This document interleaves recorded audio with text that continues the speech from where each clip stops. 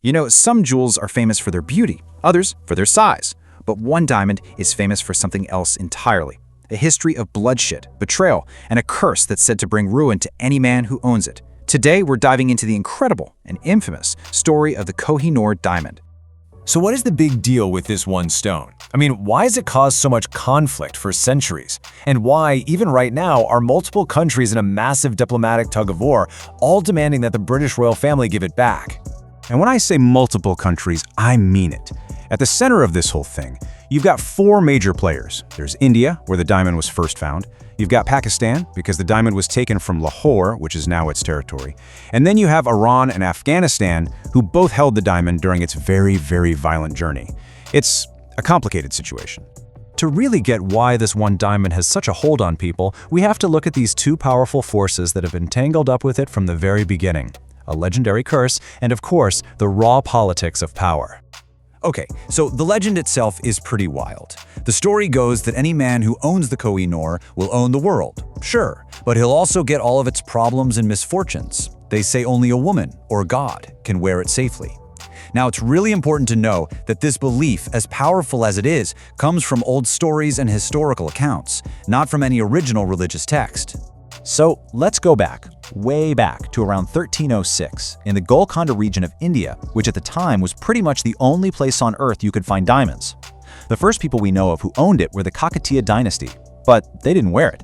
No, they put it in a temple, as the eye of the Hindu goddess Bhadrakali. And right away, you can see how the whole curse legend started to get legs. After Alauddin Khilji's army took the diamond, his dynasty pretty much fell apart, and the pattern just seems to repeat itself.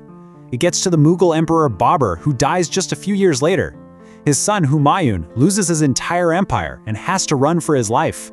And then, centuries later, Shah Jahan, the guy who built the Taj Mahal, he becomes obsessed with the diamond. And what happens? He's overthrown and thrown in prison by his own son. And the story just keeps getting crazier from here. The diamond's time with the Mughals was especially dramatic. We're talking unbelievable wealth. And a mistake that was, well, incredibly costly. Now you have to try and picture this. When it was first discovered, the Kohinoor was a mind-blowing 793 carats. That's almost 160 grams. It was this huge, one-of-a-kind stone, and everyone said its clarity was just perfect. But that all changed under Shah Jahan. He was obsessed with making it even more sparkly, so he hired a cutter to work on it. And it was a total disaster. The guy completely botched the job, and the diamond's weight was slashed by more than 60%, down to about 280 carats. Shah Jahan was so furious he didn't pay the cutter a dime. Instead, he fined him an enormous amount of money. So Shah Jahan takes this now much smaller diamond and makes it the star of his famous peacock throne. A throne so ridiculously over the top that people said it cost more than the Taj Mahal itself.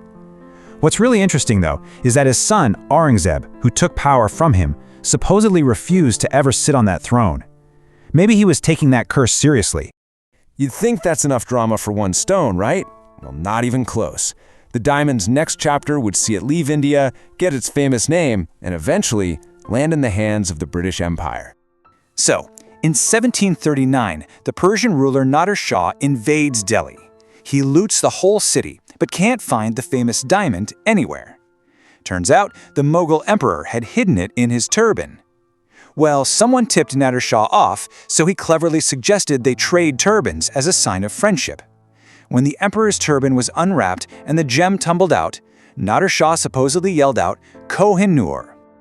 And just like that, the diamond had its name. It's Persian for Mountain of Light, a name that has stuck with it for nearly 300 years. And right on cue, staying true to the curse, Nader Shah was assassinated not long after. The diamond then ended up with one of his generals, who took it over to Afghanistan. After a few decades there, it was traded back to the Sikh ruler of Punjab, Maharaja Ranjit Singh, in return for military help. The Mountain of Light was home again, for a little while. Yeah, not for long.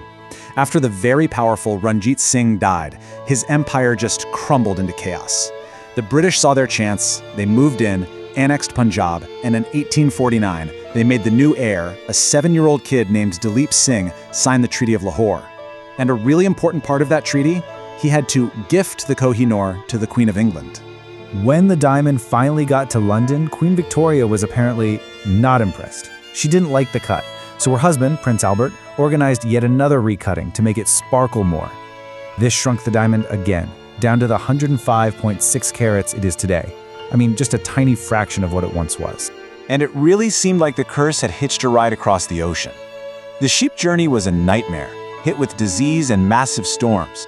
Then, on the exact day it arrived in London, the British Prime Minister was killed in a freak accident, and Queen Victoria herself was attacked. When Prince Albert died years later, that pretty much sealed the deal. From then on, it was decided only female royals would ever wear the diamond. So, all of this history, all this chaos, it brings us right to today. And to the really tricky, really heated question: who actually has the right to the Koh-i-Noor? Okay, so the claims are all pretty complex. India says, hey, it came from our land and you took it from a child king under pressure. Pakistan says, well, it was taken from Lahore and Lahore is in Pakistan now. Afghanistan and Iran also make claims based on the times their rulers had it. And Britain's answer has always been the same. They argue it was acquired legally through that treaty. And if they start returning items like this, their museums would be empty. And what makes it all even harder is the law. You might think, why don't they just sue? Well, the big international treaties that are designed to stop the theft of cultural items, like the 1970 UNESCO Convention, don't work backwards in time. They can't be used to reclaim things that were taken before 1970, which puts the Kohinoor in this weird legal limbo. Which leaves us with the million-dollar question, right? Will the Mountain of Light ever go back to the land where it was first pulled from the earth? Is it a spoil of war, a legally transferred gem, a priceless piece of history that belongs to a nation, or is it just a cursed stone whose dramatic story is still being written? I guess that's the one mystery the diamond has left.